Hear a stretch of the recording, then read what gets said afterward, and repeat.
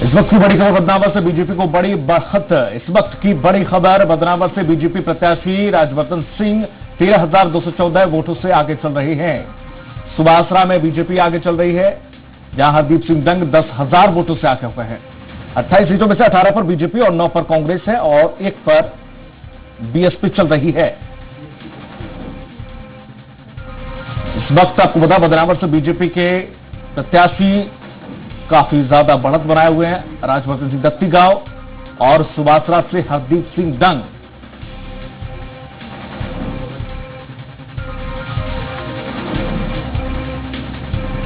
लगातार बीजेपी ने अपनी बढ़त बनाए रखी है।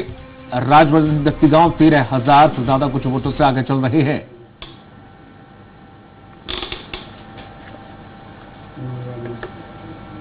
और लगातार हमारे पास खास पैनल बना हुआ है हमारे साथ, जिसमें हैं साइनी जी हैं जो कि वरिष्ठ पत्रकार हैं, और कांग्रेस की तरफ से अवनीश जी हैं, और साथ ही साथ प्रवीण बीजेपी की तरफ से हैं जो कि अपना पक्ष रखेंगे। और जिस तरीके से देखा जाए, बीजेपी ने अपना बढ़त बनाए रखी है और लगातार राउंड हो रहे हैं। शायद तीसरा भी राउंड लगभग खत्म होने को है, लेकिन बीजेपी बढ़त बनाए हुए है, कुछ सीटों पर ही पीछे है, जैसा कि एग्जिट पोल में बताया गया था। प्रवीण जी, जिस तरीके से देखा जाए, बीजेपी को बढ़त के पीछे के क्या कारण है? जो नए चेहरे आए वो है, या बीजेपी का खुद का कैडर है, या खुद के पीछे की वजह है? देखिए, दो चीजें हैं। पहले तो जनता है, और जनता को मैं अपना शीश नवा के जो उन्होंने हमको आशीर्वाद दिया वह प्रणाम करता हूं। दूसरा, वह कार्यकर्ता जो रात और दिन चाहे जूते पहने हो चाहे नंगे पांव भारतीय जनता पार्टी का कार्य करता रहा हो, ऐसे देव दुर्लभ कार्यकर्ता को मैं पुनः प्रणाम करता हूं।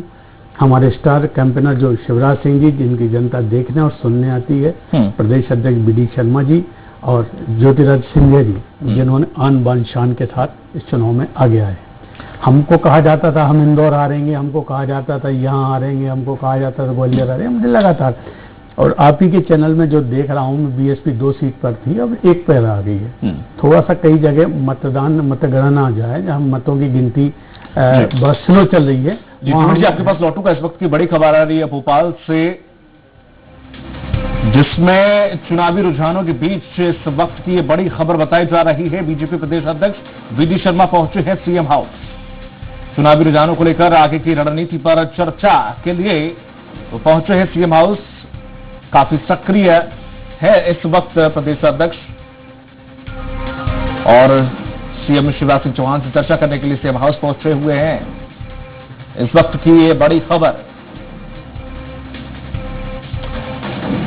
जी प्रवीण जी, बात पूरी कीजिए। तो हमारे कुछ मित्रों ने कहा था कि ये चाहे वो पविया जी हो चाहे वो दीपक जोशी पर काफी डोरे डालने की कोशिश की, पर उन्होंने कहा था नहीं, मेरा जन्म कमल के फूल में हुआ है और अंततः जब तक मैं जीवित रहूंगा कमल का बटन दबाऊंगा।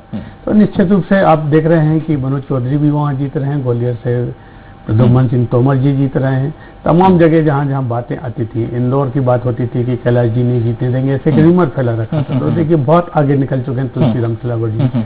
तो अभी थोड़ा सा कुछ जगह हम थोड़ा सा कम वोटों से हैं, कुछ जगह हम कम वोटों से पीछे चल रहे हैं। अभी मुझे लगता है कि 12 साढ़े 12 बजे तक मुझे लगता है कि जो मेरा अपना एक राजनीतिक, मेरे 24-25 वर्ष की राजनीतिक आयु है मेरी, मुझे लगता है कि हम 22+ के ऊपर ही जाएंगे, मुझे लगता है। बाकी जनता जनार्दन का आशीर्वाद है। एग्जिट पोल जो आए थे उसको भी हमने शीश नवाया था। एग्जिट पोल देश के आए थे बिहार के लिए, उसको भी हमने हमारे यहाँ से किसी भी पार्टी के प्रत्याशी या किसी नेता ने झुठलाया, हम बिल्कुल 2 दिन 3 दिन चुप रहे, हम कुछ नहीं बोले। हम तो कहा था आप जो आएगा रिजल्ट वो जब करके सामने होगा, और अगर जनता जनादेश नहीं देती तो उसको भी स्वीकार करते, क्योंकि जनादेश तो जनता का है। हमारा अपना काम था कहने के लिए, हम अपने मुद्दे लेके गए थे और तमाम बातें। अब तो जितनी तलखी थी, क्या क्या शब्द बोले गए, किन किन के बारे में बोले गए, कैसे कैसे बोले गए, वो थी।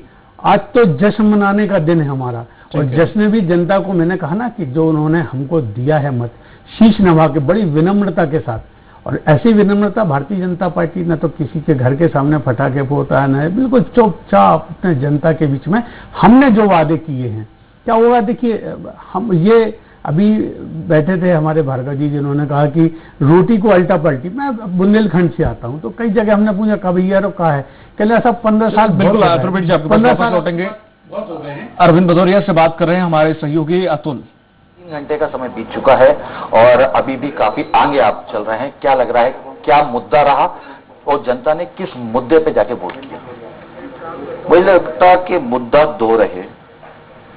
एक तो 15 महीने की कमलनाथ जी की सरकार का कुशासन, भ्रष्टाचार, निरंकुशता, दादागिरी, गुंडागर्दी, ये सब ने देखा है तो उसका पलट के उनको उत्तर दे दिया।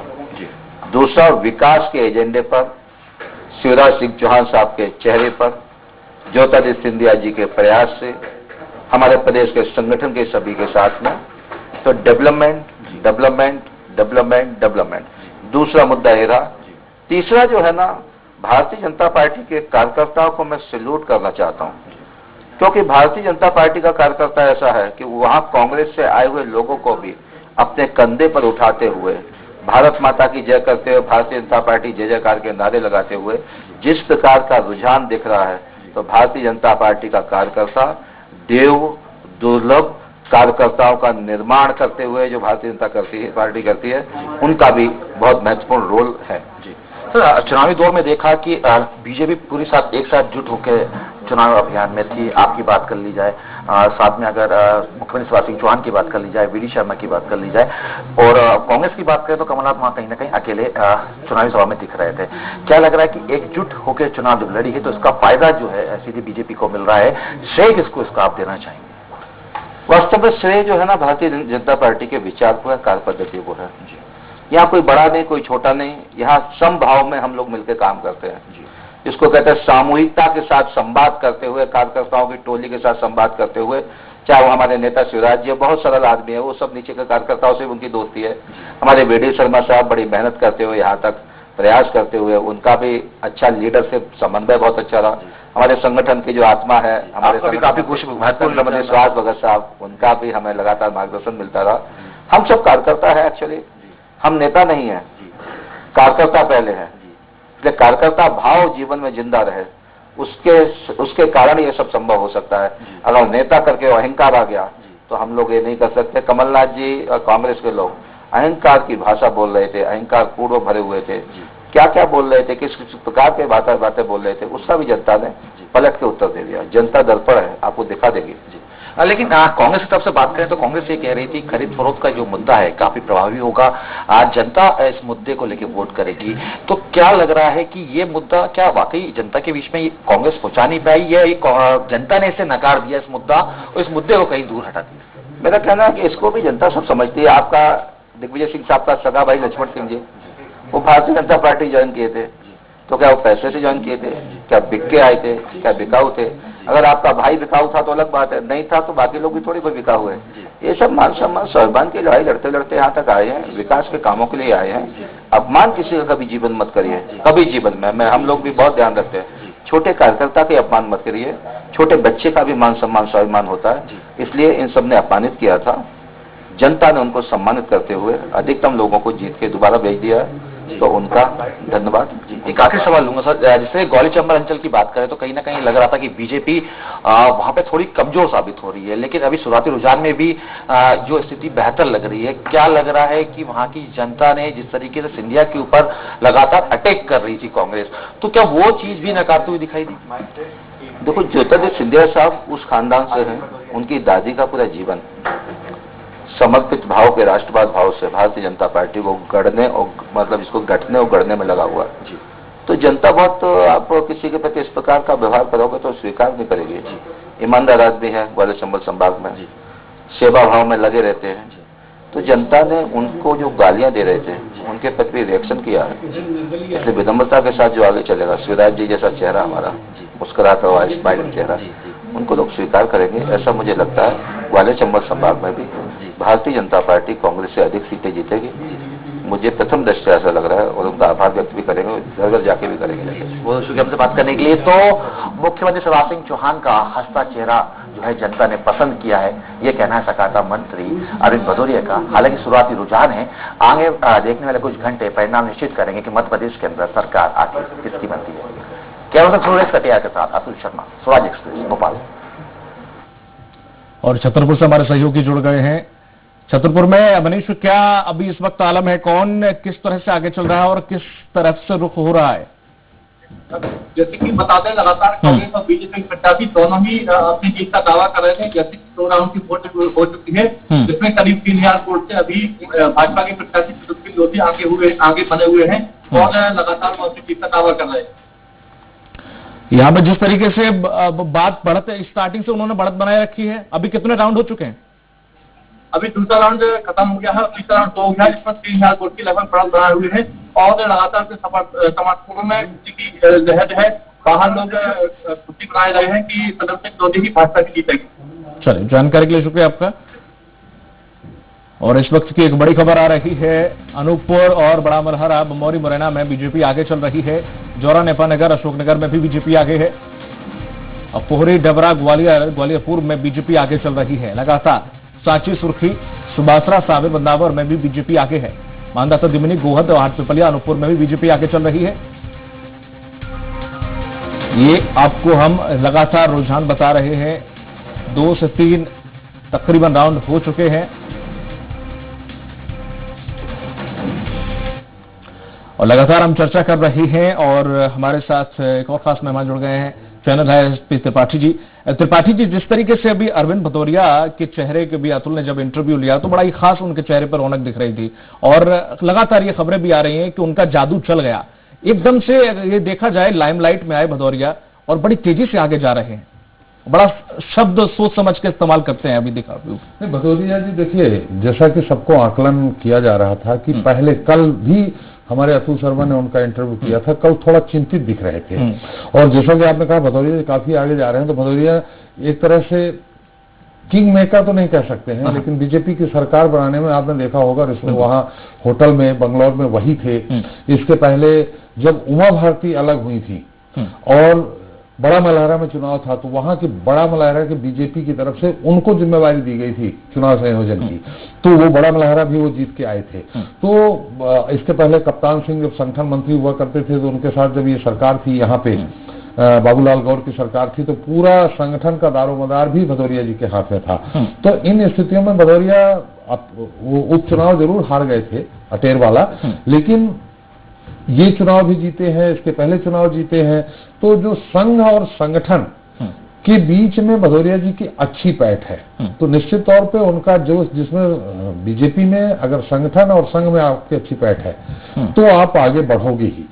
वही स्थिति चाहे वीडी शर्मा जी हो, चाहे भदौरिया जी हो, सब उनकी संघ और संगठन में बहुत अच्छी पैठ है, इस कारण वो आगे बढ़े। खासकर ये देखें आप दीपक, इसमें जो मैं देख रहा हूं कि जो भी दल बदल का मुद्दा है पूरी तरह से शून्य हो, बिल्कुल। और दल बदल के मुद्दे पे स्थायित्व का मुद्दा, सरकार किसकी रहेगी, सरकार रहेगी तो विकास होगा, विकास होगा, सरकार रहेगी तो जनता के और भी बाकी काम होंगे। इन स्थितियों में देखिए कि आप जितने में भी बीजेपी की बढ़त है वो तीसरे चौथे राउंड में 6000, 8000, 9000, 10000 इस तरह की बढ़त हो गई है। लेकिन जो कांग्रेस के जो प्रत्याशी बढ़त लिए हुए हैं उनकी बढ़त 1000, 1500 के अंदर ही है। बहुजन समाज पार्टी के जरूर राजौरिया काफी लंबे अंतर से बढ़त लिए हुए हैं। तो अभी हमें लगता है कि कहीं ऐसा ना हो कि जो कांग्रेस सोच रही थी कि 20 से 23 सीट हम जीतेंगे, वो बीजेपी के खाते में चली जाए भाई 20 से 23 सीट। ऐसा हो सकता है क्योंकि जो ट्रेंड आ रहा है अभी तक। तो अगर ऐसा होता है तो फिर ये मान लिया जाए कि पूरी तरह से एक बार फिर बीजेपी सरकार जिस तरह से बनाई है, कांग्रेस का आरोप था कि लोकतंत्र की हत्या की है, उसको पूरी नए सिरे से खारिज कर दिया जनता ने। बिल्कुल। अवनीश जी, अभी आप काफी तेज आवाज में बोल रहे थे, मैं भी तेज बोल सकता हूं अगर ऐसे हैं, काफी आप अग्रेसिव हो रहे थे। अवनीश जी तो तेज बोल ही सकते हैं। ऐसे में ये है कि अब जैसे कि आपने कहा 15 महीने आपने बहुत कुछ गिनाया, एक सांस में आपने कई सारी योजनाएं भी गिनाई, कहाँ गई वो योजनाएं? ना आपके मुद्दे चले ना आपके, बल्कि उल्टा जो आइटम वाले वर्ड्स जो थे वो उल्टा ही घातक पहुंचाए, वो खुद के खंजर खुद को ही लग गया वाला हिसाब हुआ। वैसे कई चीजें हुई जो कहाँ विकास गया, कहाँ मुद्दे गए, क्या वजह रही जिसके अभी पीछे चल रहा है? मैं रुझानों की बात कर रहा हूं, मैं किसी निर्णय की बात नहीं कर रहा हूं। जी देखिए, सबसे पहले तो मैं स्पष्ट कर दूं, मैं कभी भी तेज तब बोलता हूं जब कोई मुझे बीच में इंटरेक्ट करता है। मैं बड़ी स्वस्थ बहस, स्वस्थ चर्चा का हमेशा पक्षधर रहा हूं, मैं कभी किसी के बीच में नहीं बोलता। मैं ऐसा समझता हूं मेरी बात जब तक मैं बोलूंगा तब आएगी, कोई साथ वाले अगर हम दोनों स्टेशन टकराने लगेंगे रेडियो पे तो फिर ना हम समझ नहीं पाए गाना कौन सा बज रहा है, क्या सुन रहे हैं। ठीक है, वही बात, इसलिए मुझे कहना पड़ा, आवाज मैं भी तेज कर सकता हूं। और सबसे बड़ी बात जो आप अभी जो रुझान देखने को मिल रहा है, मैं इस बात को स्वीकार करता हूं कि हाँ, जहां पर भाजपा की लीड 10,000 को पार कर गई, 8,000 को पार कर गई है, वहां अब वापसी करना कांग्रेस के लिए संभव नहीं है। लेकिन ये फिर भी हम ये कह सकते हैं कि 1 घंटे के अंदर, क्योंकि 22 से 26 राउंड की काउंटिंग होनी है, 1 घंटे, अगले 1 घंटे में मुझे लगता है तस्वीर पूरी तरह से स्पष्ट हो जाएगी। हालांकि यह है कि भाजपा जो 5-6 सीटों पर बढ़त बना चुकी है, 5 से 10,000 की, अब वो सीटों पर वापस करना मुश्किल है। लेकिन अब फिर भी ये बात मैं जरूर कहूंगा, देखिए दीपक जी, हार जीत होती है, लेकिन क्या दल बदल का मुद्दा अगर नहीं है तो ठीक है, अच्छी बात है। ये देखिए, जनता जनार्दन का जो निर्णय है वो सर आंखों पर है। और सबसे हम ये जरूर कहेंगे कि ये जो चुनाव लड़े गए, बड़े अलग ढंग से लड़े गए, धन बल के दम पर चुनाव, कई जगह इस तरह की बातें देखने को मिली हैं कि पैसा वितरित हुआ है। कई जगह इस बात की भी देखने को मिली कि चुनाव आयोग हो, चाहे सत्ता पक्ष हो, चाहे वो साफ की मशीनरी हो, उसके निर्णय हर जगह एक से रहे। मतलब कांग्रेसियों पर एफआईआर दर्ज हो जाती मास्क ना पहनने पर, भाजपा के नेताओं पर नहीं होती है। ये कई सारी चीजें हैं। ठीक है साहब, उपचुनाव होते हैं, निर्णय क्या होगा अगले 1 घंटे में बिल्कुल स्पष्ट हो जाएगा कि ऊंट किस करवट बैठेगा, ये स्पष्ट। लेकिन फिर भी क्या ये सही है? अगर हम अपने अगर हम अपने अंतर आत्मा से पूछें कि जिस तरह से सरकारें गिराई जा रही हैं पूरे राज्य में, पूरे देश में, सही है? अगर जनता को ये सही लगता है तो सही है। अगर आज जनता को लगता है कि ठीक है, दल बदल मुद्दा नहीं, तो अच्छी बात है, आगे फिर लड़ेंगे, पूरी ताकत से लड़ेंगे। देखिए, एक लड़ाई हारने पर ऐसा नहीं होता है कि आप हथियार डाल दें। आप देखें आईपीएल का आईपीएल का फाइनल है, विराट कोहली जो वर्ल्ड का सर्वश्रेष्ठ खिलाड़ी है, बल्लेबाज, आज कितनी आश्चर्य की बात है। बिल्कुल, अभी बात जारी रखेंगे, वक्त एक छोटे से ब्रेक चलता हूँ यहाँ से। प्रचंड बोल मस्तकों के झुंड, आज चंद्र की घड़ी की तुम गुहार दो।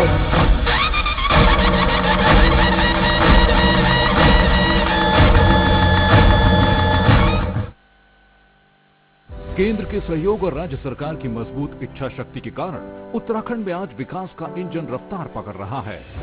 ऋषिकेश कर्णप्रयाग रेल लाइन हो या 4 धाम सड़क परियोजना, सभी इस डबल इंजन की रफ्तार से आगे बढ़ रही हैं। केदारनाथ धाम में पुनः निर्माण कार्य और भारतमाला परियोजना के तहत राष्ट्रीय राजमार्गों का निर्माण भी युद्ध स्तर पर चल रहा है। आज उत्तराखंड उड़ान योजना में हेली सर्विस शुरू करने वाला सबसे पहला राज्य बन गया है। मां गंगा की स्वच्छता और निर्मलता को प्रतिबद्ध सरकार ने नमामि गंगे योजना का बजट 4 गुना बढ़ाया है। डिजिटल इंडिया के लक्ष्य को पूरा करने के लिए भारत नेट फेज 2 परियोजना के तहत 5,991 ग्राम पंचायतों को इंटरनेट से जोड़ा जा रहा है। यही नहीं, देश के प्रथम drone application centre, CIPET, coast guard भर्ती सेंटर, नेशनल लॉ यूनिवर्सिटी जैसे कई महत्वपूर्ण संस्थानों की स्थापना से प्रदेश के विकास को नई गति मिल रही है। डबल इंजन की सरकार ने दिया है उत्तराखंड के विकास को बल।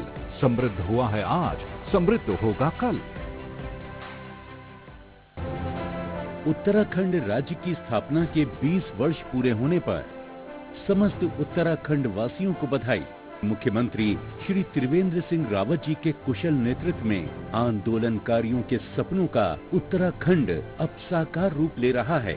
गैरसैंण को ग्रीष्मकालीन राजधानी का दर्जा, अटल आयुष्मान योजना में सभी परिवारों को 5 लाख रुपए की निःशुल्क चिकित्सा सुविधा देने वाला उत्तराखंड पहला राज्य। राज्य में जल जीवन मिशन के तहत मात्र 1 रुपए में पानी का कनेक्शन। सौभाग्य योजना से 2.5 लाख से अधिक घरों में बिजली पहुंची। किसानों को 3 लाख और महिला स्वयं सहायता समूहों को 5 लाख रुपए तक का ऋण बिना ब्याज के उपलब्ध। महिला उद्यमिता को प्रोत्साहन देने के लिए अनेक योजनाएं। मजबूत नेतृत्व के हाथों में जब आई कमान, दूरदर्शी नीतियां बनी विकास का आधार। बातें कम, काम ज्यादा। बनाइए हर पल खास सुमित ज्वेलर्स के साथ, जहां मिलती है नई सौगात हर परचेज के साथ। सुमित ज्वेलर्स, हम गढ़ते हैं विश्वास। प्रचंड बोल मस्तकों के झुंड, आज चंद्र की घड़ी की तुम गुहार दो।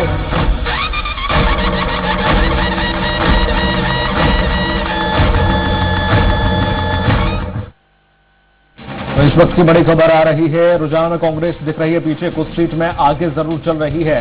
ब्यावरा, भांडेर और आगर सुमावली में कांग्रेस आगे है। मुगावली, महगांव, अंबाह, खरेरा में कांग्रेस आगे चल रही है। मुरैना में बीएसपी प्रत्याशी रामप्रकाश राजौरिया आगे चल रहे हैं।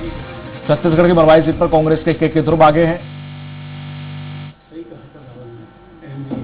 और आपको बता दें कि रुझानों में बीजेपी ही आगे चल रही है, वहीं कुछ सीटों पर जरूर कांग्रेस आगे चल रही है। और लगातार हम आपको हर एक अपडेट दे रहे हैं और आप अपनी टीवी स्क्रीन पर भी देख सकते हैं रुझान और ये आंकड़े। और लगातार हम इस मुद्दे पर चर्चा कर रहे हैं, जहां एक तरफ अवनीश जी बोल रहे थे कि जिस तरीके से कुछ जगह पर बूथ कैप्चरिंग हुई, कुछ जगह पर इस तरीके के, जब अवनीश जी वोटिंग हो रही थी 3 नवंबर को, तब भी जिस तरीके से देखा जाए वहां पर सीट पर जिस पर कंसाना जुड़ा रहा, उस सीट पर काफी कहा गया था कि उन्होंने गुर्जरों को कैद करके रखा है, घर से नहीं निकलने दे रहे हैं। अजीत सिंह ने इस तरीके का आरोप लगाए थे, लेकिन फिर भी अभी आप रुझानों को देखेंगे तो वहां पर उल्टा ही हो रहा है। दीपक जी, सबसे बड़ी बात आप देखिए, मुरैना और आपके भिंड अंचल में बूथ कैप्चरिंग हुई, गोलियां चली, वाहनों में आग लगाई गई। और आप मुझे बताएं, ये रीपोलिंग की व्यवस्था हमारे संविधान में दी गई है। जो भीमराव अंबेडकर जी के द्वारा जो संविधान बनाया गया, उसमें रीपोलिंग की व्यवस्था है। रीपोलिंग क्यों नहीं कराई गई? क्या रीपोलिंग की मांग कांग्रेस पार्टी ने पहली बार की? क्या आजाद भारत में आज तक कहीं किसी सीट पर रीपोलिंग नहीं हुई क्या? आप मुझे बताएं, ये शायद पहला ऐसा विषय है, पहला ऐसा मामला है कि जहां रीपोलिंग एडमिट ही नहीं की गई चुनाव आयोग के द्वारा। साहब, सरपंच के चुनाव तक में रीपोलिंग हो जाती है। ये विधानसभा का चुनाव, जहां पर मध्य प्रदेश का भविष्य निर्धारित होना था, आपने रीपोलिंग नहीं कराई। तो हमारा कहने का मतलब बस इतना है, देखिए, हार जीत एक अलग विषय है। मैं वही बात कह रहा था, हारने के बाद आज ऐसा नहीं कि विराट कोहली अगर आईपीएल नहीं जीत पा रहा उस जैसा बड़ा खिलाड़ी, तो वो मतलब खिलाड़ी नहीं कहलाएगा। ठीक है, हार जीत चलती है। और वैसे भी हमने हमेशा देखा है कि उपचुनाव में जो होता है, सत्ता पक्ष का पलड़ा भारी रहता है, क्योंकि चुनाव वहां कुछ हद तक प्रशासन लड़ता है। प्रशासनिक मशीनरी का मैं दुरुपयोग कहूं या उपयोग कहूं, दोनों एक ही बातें हैं, भरपूर किया जाता है। हम लोगों को रैलियों की परमिशन नहीं मिलती, 100 लोग ही आपकी रैली में रहेंगे, लेकिन जो सत्ताधारी पार्टी रहती है उसको ये सारी सुविधाएं मिलती हैं। तो इन सब का माइलेज मिलता है और वो कहीं ना कहीं परिणामों में भी परिलक्षित होता है। तो वो भी आप देखें कि दिख रहा है। लेकिन मैं फिर भी दीपक साहब आपसे इतना निवेदन करूंगा कि बस 1 घंटा, अभी 11:30 बज रहे हैं, 12:30 बजे तक मुझे लगता है ये बात पूरी जाहिर हो जाएगी। खासकर अभी आदरणीय त्रिपाठी साहब से चर्चा हो रही थी, वो बिल्कुल सही कह रहे हैं। जहां पर अभी जो प्रत्याशी 10,000 के ऊपर चले गए हैं, उनका राज तिलक हो चुका है, वहां से अब वापसी संभव नहीं है। लेकिन हां, जो 8-10 हजार के 5,000 के आसपास हैं, 7-8 हजार, 6-7 हजार, वहां हम उम्मीद कर सकते हैं। क्योंकि कहीं ना कहीं आप देखें, हर एक राउंड के बाद सर्टिफिकेशन भी दिया जाता है। तो थोड़ा सा आप देखें, जितना ईवीएम से फास्ट पहले नतीजे आते थे, अब उस पिछले जब से चुनाव आयोग ने नियम किया है कि आपको हर राउंड के बाद एक सर्टिफिकेट दोनों प्रत्याशियों को दिया जाएगा कि आपको कितने मत मिले हैं। तो मुझे लगता है उसमें थोड़ा सा विलंब होता है, थोड़ा आप खासकर ये देखिए, आप भी समझते हैं कि अंदर की पूरी एग्जैक्ट खबर नहीं आ पाती है कि चौथा राउंड चल रहा है, 5वां, कई बार हम सिर्फ अंदाज ही लगाते हैं कि 7 राउंड हो गए, पता पड़ा अभी दूसरे या तीसरा चल रहा था। इसलिए थोड़ा सा वेट एंड वेच की पोजीशन में हम रहे। बाकी देखेंगे 12:30 बजे तक। ये तय हो गया है कि सरकार बीजेपी की ही रहेगी। आप ही के अनुसार कि आपने कहा जहां 9,000 10,000 की लीड हो गई है, तो ऐसी 8 से 9 सीटें हैं जहां 8,000 7,000 से ऊपर बीजेपी की हो गई है। तो अब आप भी जान रहे हैं कि 8 सीट में 115 का बहुमत चाहिए, 107 पहले से है। तो ये तय मान लीजिए कि अब कांग्रेस की नहीं बन रही है, अब ये है कि सीटें किसको कितनी मिल सकती हैं, ये देखने वाली बात है। बिल्कुल, अभी लौटेंगे, बिहार का रुख कर लेते हैं। बिहार में क्या कुछ चल रहा है आपको बता देते हैं। यहाँ पर बिहार में चुनाव की सभी सीटों के रुझान आए हैं, जिसमें अब तक के रुझानों में एनडीए को बढ़त है। 243 सीटों में से 127 पर एनडीए आगे चल रही है। महागठबंधन 103 सीट पर आगे है। लोजपा 6 पर और अन्य 7 सीटों पर आगे है। बिहार के रुझान आपको देखने को मिल रहा है अपनी टीवी स्क्रीन पर।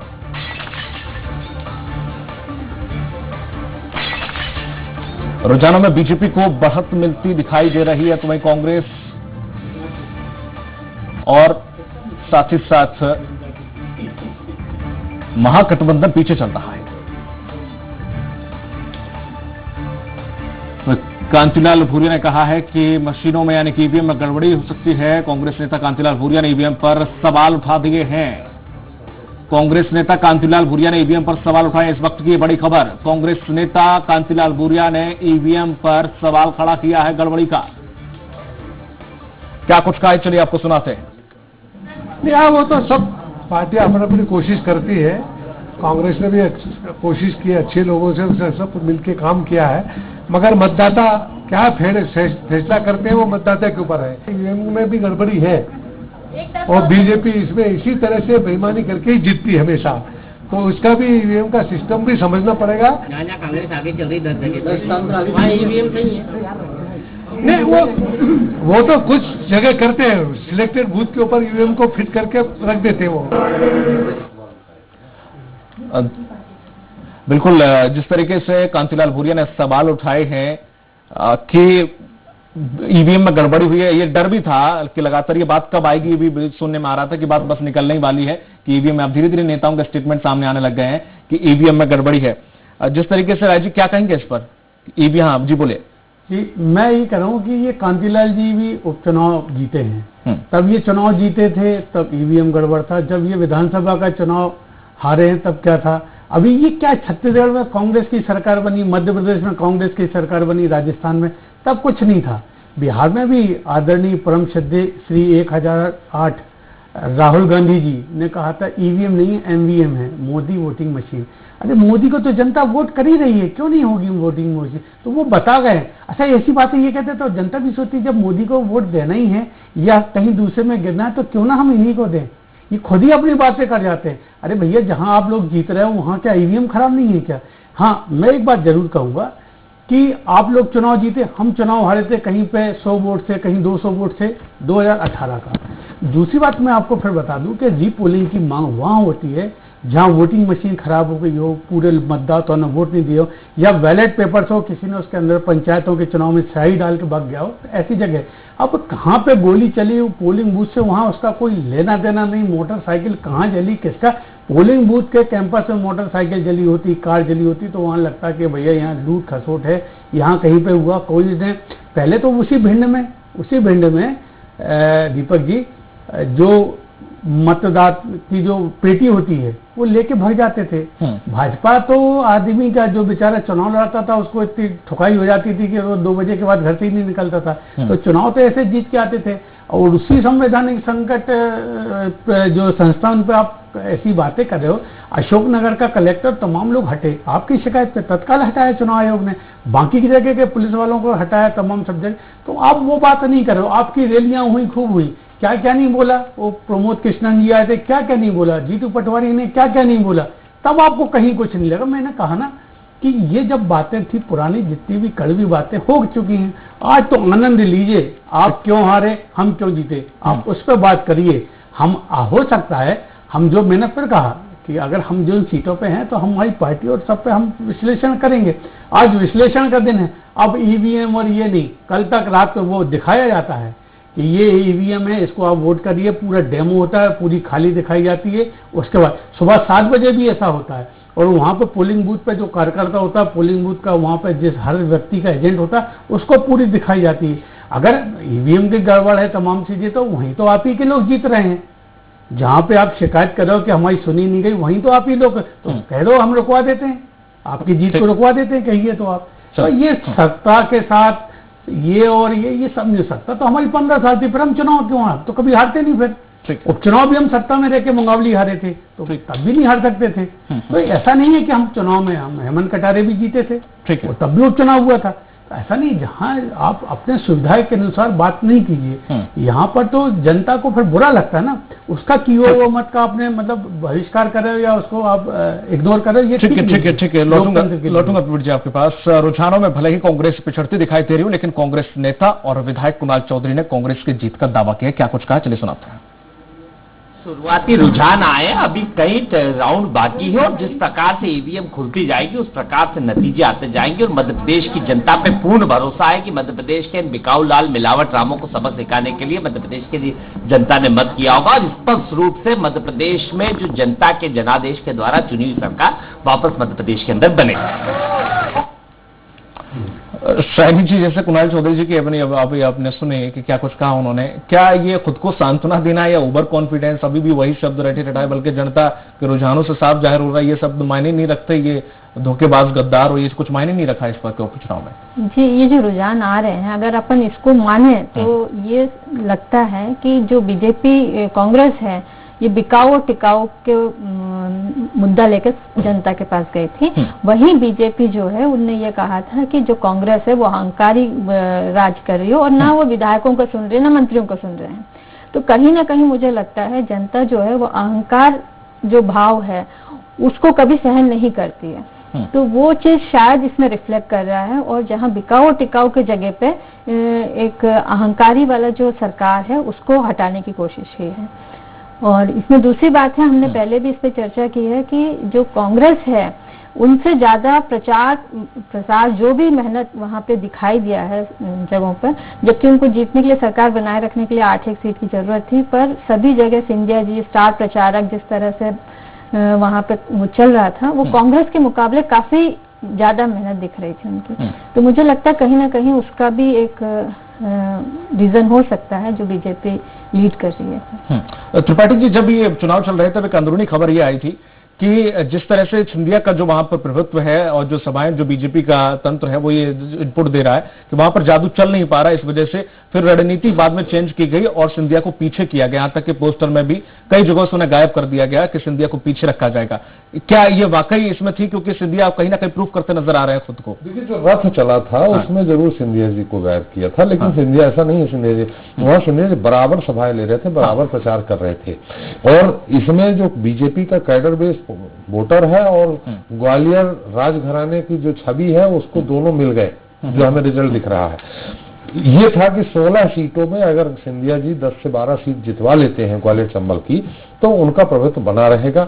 अगर 16 में से, जैसा कांग्रेस को लग रहा था कि हम 16 में से कम 10 से 12 हम जीतेंगे, तो सिंधिया जी का प्रभाव बीजेपी में जाने के बाद कुछ कम होता, लेकिन ऐसा दिख नहीं रहा। मुझे लग रहा 16 में से 4 या 5 बड़ा मुश्किल कांग्रेस निकाल पाएगी, सब जगह बीजेपी ही आगे है। और जो अंतर आ रहा है वो काफी लंबा अंतर आ रहा है। 3 मंत्री ओपीएस भदौरिया, एदर सिंह कंसाना और दंडोतिया 3 पीछे चल रहे हैं जो मंत्री हैं वर्तमान में, लेकिन अंतर इनका 1500-2000 के अंदर ही है। लेकिन उनकी जीत का अंतर माने आगे का अंतर वो 5000 से ऊपर है, महेंद्र सिंह 7000 से ऊपर है, प्रद्युम्न सिंह तोमर 2 राउंड में ही 3000 से ऊपर चले गए हैं। अप्रत्याशित एक चीज यहां देखने वाली, माना सबसे खराब स्थिति मुन्ना लाल गोयल की मानी जा रही थी, लेकिन मुन्ना लाल गोयल भी 2 राउंड में ही 2500 से ऊपर आगे हो गए। यानी सतीश सिकरवार ने भी दल बदल किया, बीजेपी से आके कांग्रेस से लड़े, उसको जनता ने स्वीकार नहीं किया। लेकिन बाकी जगह जो दल बदल हुआ है तो वहां जनता ने दल बदल से ज्यादा स्थायित्व को, मुद्दे को, शिवराज जी के चेहरे को ज्यादा महत्व दिया है। मनोज चौधरी भी जीत रहे हैं। हार्ट पिपलिया माना जाता कि वहां भीतरघात होगा, बार बार दीपक जोशी जी का स्टेटमेंट बदल के आ रहे थे, कुछ और लोग आ रहे थे। प्रभुराम यहाँ गौरीशंकर सेजवार, मुदित सेजवार को तो नोटिस ही दे दिया गया पार्टी विरोधी गतिविधियों में काम करने का, वहां भी प्रभुराम 7000 के लगभग वोटों से आगे हो गए, हार्ट पिपलिया आगे हो गए। तो दल बदल का मुद्दा जो कांग्रेस का था, टिकाऊ बिकाऊ जो नारा दिया था वो बिल्कुल निस्तेज रहा, नहीं चल पाया। ओवरऑल की बात 388 वोटों से आगे चल रहे हैं ओपीएस भदौरिया जी, लोग पीछे थोड़ा सा अभी आपके इस चैनल में मुझे दिख रहा है। ठीक है, ओपीएस भदौरिया 388 वोटों से आगे चल रहे हैं। ठीक है, जिस तरीके से त्रिपाठी जी ओवरऑल अगर बात करें, बिहार का ले लीजिए, चाहे उत्तर प्रदेश का ले लीजिए, वहां पर 5 सीटों पर 5 बरकरार है, और चाहे वो मध्य प्रदेश को ले लीजिए, आगे के समीकरण क्या एक तरह से बीजेपी की वापसी हो रही है? बीजेपी की वापसी, बीजेपी पहले से वापसी नहीं कह सकते, बीजेपी और मजबूत हो रही है कह सकते हैं। इसके पहले जब आम चुनाव हुए थे तो कई जगहों पे जब मध्य प्रदेश वगैरह का रिजल्ट आया था तो ये लग रहा था कि 70-72% राज्यों में बीजेपी है, घट के वो 35-40% राज्यों में हो गई। अगर पूरा भारतवर्ष का नक्शा देखें तो भगवा कलर कहाँ 40% हो गया, वो जिसमें हालांकि बिहार भी था, तो ऐसा माना जाता है कि अब बीजेपी डाउन होगी। लेकिन जिस तरह से 20वां साल हो जाएगा नीतीश कुमार का, वहां भी फिर से अपने पूर्ण बहुमत के साथ आ रहे हैं, दूसरे राज्यों में भी, वहां त्रिपुरा वगैरह में भी बीजेपी ने सरकार बना ली, तो बीजेपी का अभी मुझे लगता है कि कांग्रेस में बहुत अमूलचूल परिवर्तन करने की जरूरत है, नेतृत्व में परिवर्तन करने की जरूरत है, संगठन में नए सिरे से उसको गठन करने की जरूरत है। क्योंकि अब जैसे अगर उत्तर प्रदेश में उपचुनाव की ही बात देख ले, उत्तर प्रदेश में बीजेपी 7 में से 5 करीब जीत रही है, लेकिन अगर उसके डिटेल में जाए तो सपा को अगर 1800 मत मिले हैं बीजेपी को, तो सपा को मिले हैं 1200, 1100 कांग्रेस को मिले हैं, ऐसे ही 1200 बीएसपी को मिले हैं। ये तीनों जिस तरह से गठबंधन पहले किए थे, ये तीनों अगर एक होते तो हो सकता है ये 4.5-5 जा पहुंच जाते। तो अभी जो विपक्ष है उनमें आपस में एकता नहीं बन पा रही है। ध्यान है, इसके पहले जब कांग्रेस मजबूत हुआ करती थी तो जनता पार्टी उसी में बनी, बीजेपी भी इस तरह से गठबंधन करती थी, बिल्कुल। यहाँ अटल जी गठबंधन की सरकार में बने प्रधानमंत्री। तो आज की स्थिति में अब बीजेपी उस स्थिति में पहुंच गई है जहां पहले कभी कांग्रेस हुआ करती थी। तो कांग्रेस को अब मान लेना चाहिए कि अब हमें बाकी लोगों के साथ गठबंधन करके आगे बढ़ना है अगर बीजेपी को हराना है। तो जब तक एकता नहीं होगी तो बीजेपी को नहीं हरा पाए। बिल्कुल, अगर ये फ्लॉप होता महागठबंधन का फॉर्मूला तो कहा जाए वेस्ट बंगाल में भी आने वाले समय में ये फॉर्मूला अप्लाई किया है तो हो सकता है उसमें कुछ प्रभावित करेंगे। वक्त फिलहाल छोट से ब्रेक का चलता हूँ। हाँ सर,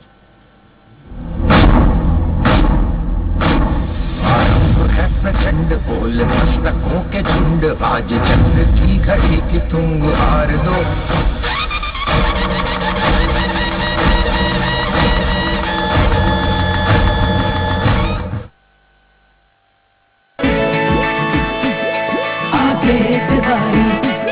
सब करो तैयारी, आगे बढ़ाई, सब करो तैयारी। जगमग चमकत आगे देवारी, बिहार बने के करो तैयारी, बिहार बने के करो तैयारी, आगे है बिहार देवारी, बिहार बने के करो तैयारी, आगे है बिहार देवारी।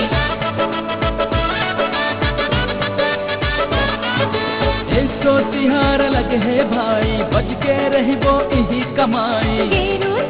रंगोली लाना, मास्क लगा के बाजार जाना, ओसा लुगरा आम के पाना, टिकुली लाना, और धन पैरी कांसा के थारी, गोबर माटी के दिया के पारी, भेटरी खुरमी लाई बतासा, कोरोना काम के आशा, मेल जोल में ध्यान जरूरी, 2 गज के रखना है दूरी, हाथ धोना बारंबार, जिनकी लाजब कर प्यार, हर हाथ लाबूता राह न खाली, तेरी मन के मन दिवाली, लक्ष्मी पूजा रौत नाचा,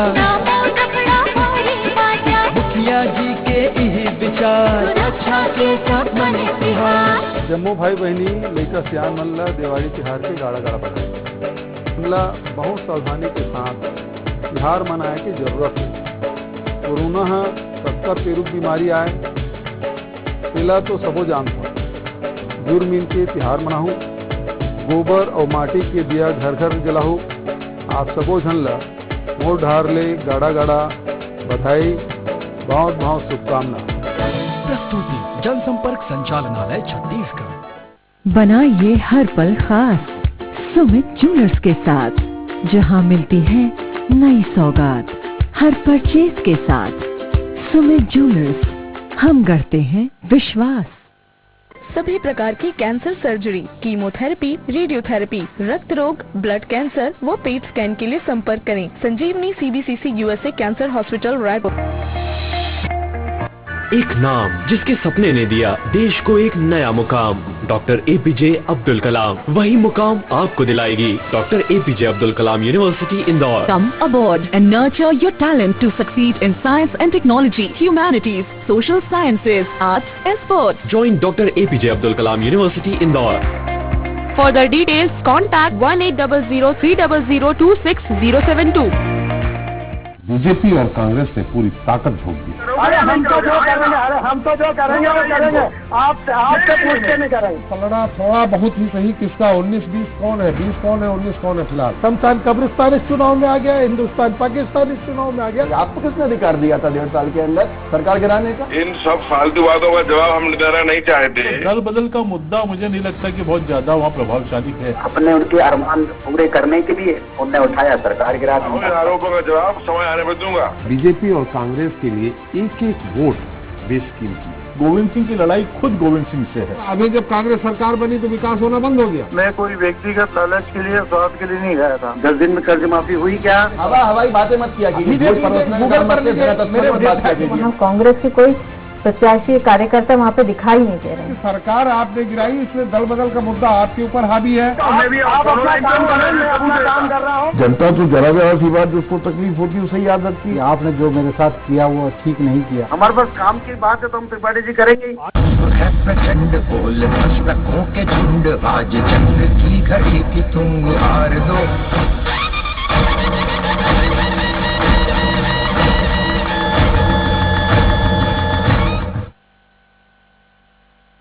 बिहार से बड़ी खबर, जहां बिहार चुनाव के सभी सीटों के आए रुझान। इस वक्त की बड़ी खबर बिहार से अब तक रुझानों में एनडीए को बढ़त मिली हुई है।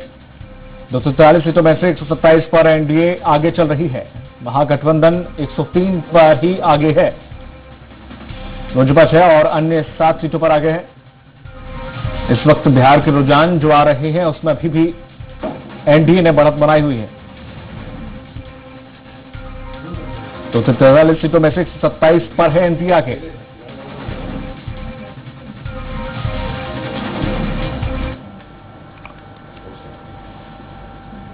और लगातार हमारे साथ बने हुए हैं वरिष्ठ पत्रकार शाइनी जी हैं और चंद्रलहर एसपी त्रिपाठी जी हैं।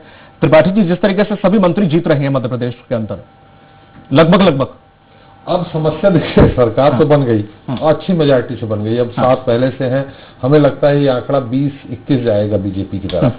और 20-21 जाएगा तो एक साथ बोले 127-28 बहुत कंफर्ट माने, 120-21 भी एक कंफर्ट मेजॉरिटी मानी जा सकती है। लेकिन 125 से ऊपर तो स्थायित्व पूरी तरह से है। अब इसमें समस्या आगे हमारे समय में ये होगा कि जब सिंधिया समर्थक जो 12 मंत्री हैं, इनमें से ये कहा गया था कि जो 6 पहले से थे तो उनको तो एडजस्ट किया जाएगा, 6 जो और बना दिए गए थे उनमें से था कि आगे आने वाले समय में चुनाव जीत जाए फिर बीजेपी के जो पुराने सीनियर्स हैं उनको रखा जाएगा। लेकिन अब सारे ही जीत रहे हैं, 2 सीट मात्र खाली होती दिख रही है, एक एदर सिंह की और गिरिराज दंडोतिया की। एदर सिंह हालांकि बहुत ज्यादा सिंधिया जी के नहीं माने जाते हैं, दिग्विजय सिंह के आदमी हुआ करते थे, कभी बीएसपी से चुनाव जीते हैं 2 बार, फिर उसके बाद अभी इस बार कांग्रेस से जीते थे, अब बीजेपी से, लेकिन वो पीछे चल रहे हैं। तो एक एदर सिंह की कैबिनेट पोस्ट खाली कर रही, कैबिनेट मंत्री की, और गिरिराज दंडोतिया राज्य मंत्री हैं, उनकी खाली हो रही। 5-5 हजार से पीछे है, मुझे नहीं लगता ये कवर हो पाएगा, हो सकता है कवर हो जाए।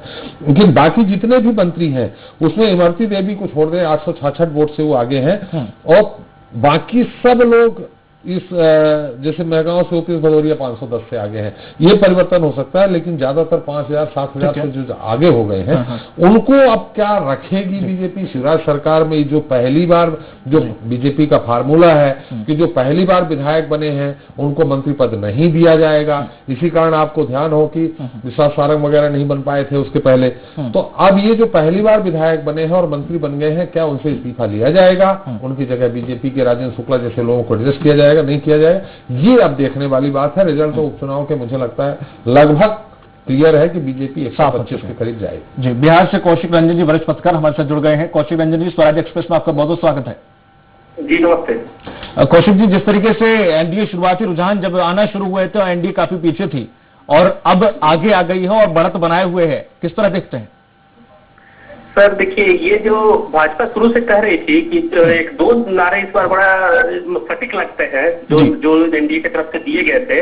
पहला तो एक चुपे चाप नीतीश कुमार और चुपे चाप कमल छाप। ये जो नारे हैं ये काफी सटीक दिखते हैं, लग रहे हैं, क्योंकि इस बार इनका जो वोटर है बहुत शांतिपूर्वक इन लोगों ने वोट किया है और जो इनकी मैंने लॉ एंड ऑर्डर और तमाम जो डेवलपमेंट इसको लेके जो मुद्दा है वो अभी भी कायम है, चुनाव से यह स्थापित होता जा रहा है। और बीजेपी शुरू से ये बात कह रही थी कि जब झोपड़ी में हमारा वोट है, जितने भी सर्वे हुए ये हुए हैं मिडिल क्लास और अपर क्लास के लोगों के बीच के सर्वे है, लेकिन झोपड़ी का वोट है, जो गरीब तबके का वोट है वो हमारे तरफ है। तो ये बीजेपी की ये जो दावा है इस चुनाव से काफी प्रबल हो रहा है, क्योंकि इसके पहले भी हम लोग देखे हैं एग्जिट पोल से लेकर तमाम चीजें जिस तरह से सामने आई थी सब इसके अगेंस्ट में थी एनडीए के, लेकिन चुनाव परिणाम इसके ठीक उलट आ रहा है। हालांकि 2015 में भी ऐसा ही हुआ था, बीजेपी को सबसे बड़ी पार्टी एग्जिट पोल बता रहे थे, लेकिन जब परिणाम आया तो उल्टा हो गया पूरा, तीसरे नंबर पे चली गई थी बीजेपी। जी रंजन जी, एक वजह ये भी मानते हैं कि बीजेपी का कैंपेन बहुत कर रहा, सोशल मीडिया पर पूरी बीजेपी रहा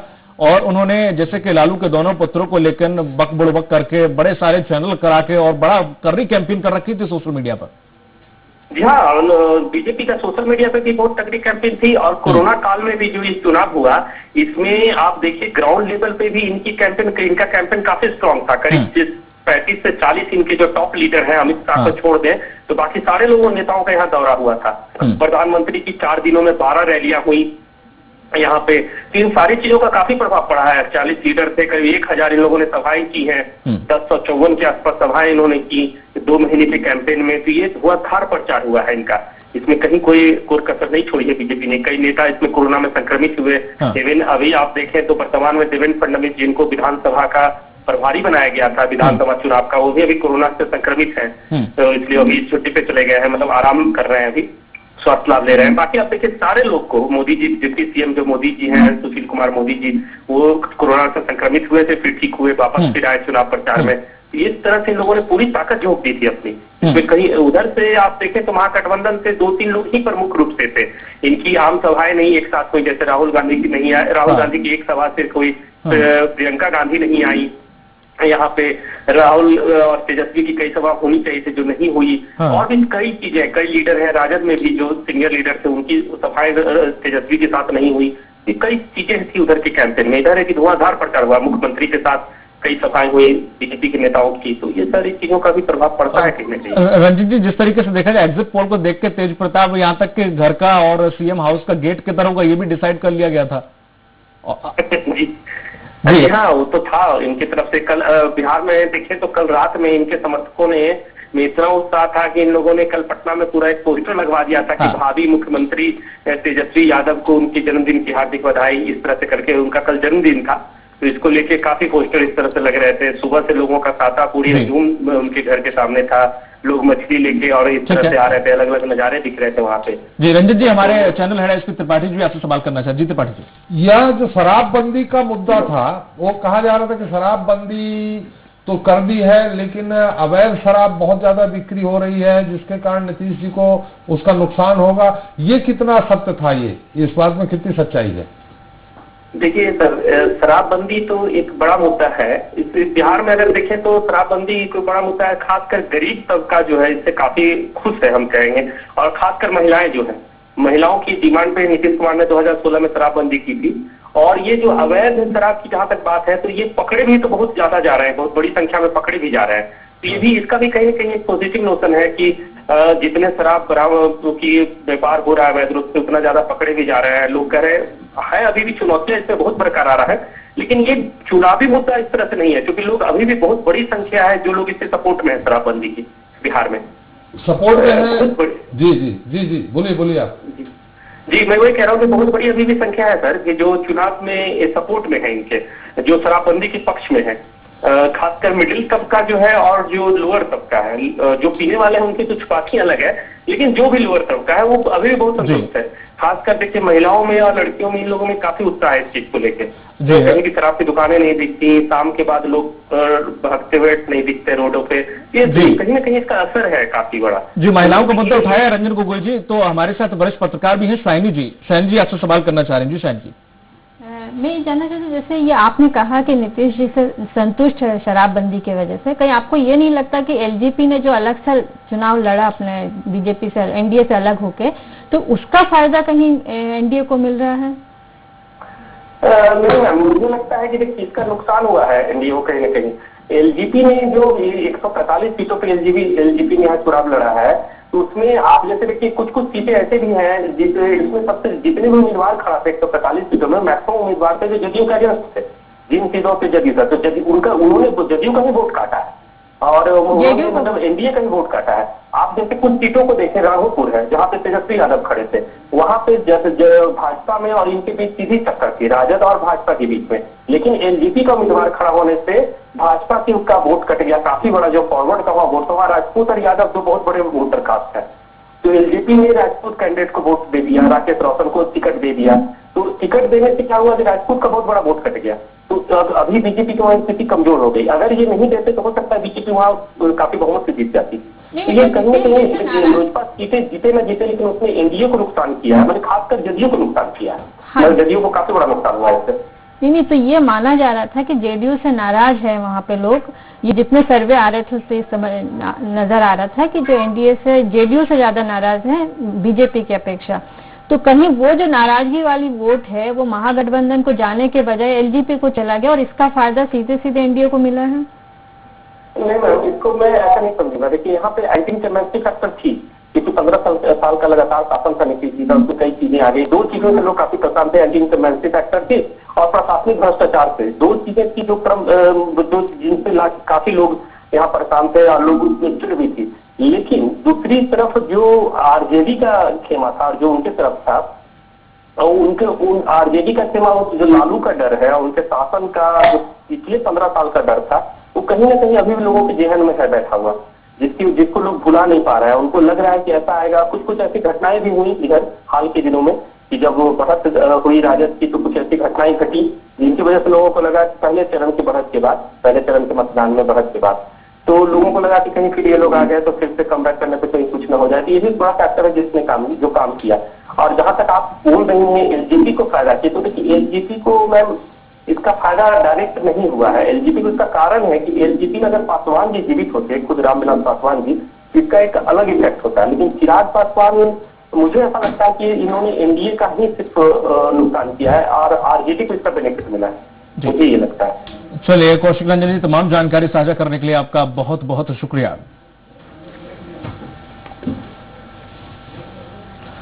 और लगातार हम आपको हर एक अपडेट दे रहे हैं, हर एक रुझान आपको बता रहे हैं और टीवी स्क्रीन पर भी आप देख सकते हैं। सत्ता का संग्राम को आगे जारी रखिए। हमारे सहयोगी रश्मि गौरी, मुझे दीजिए फिलहाल इजाजत। नमस्कार।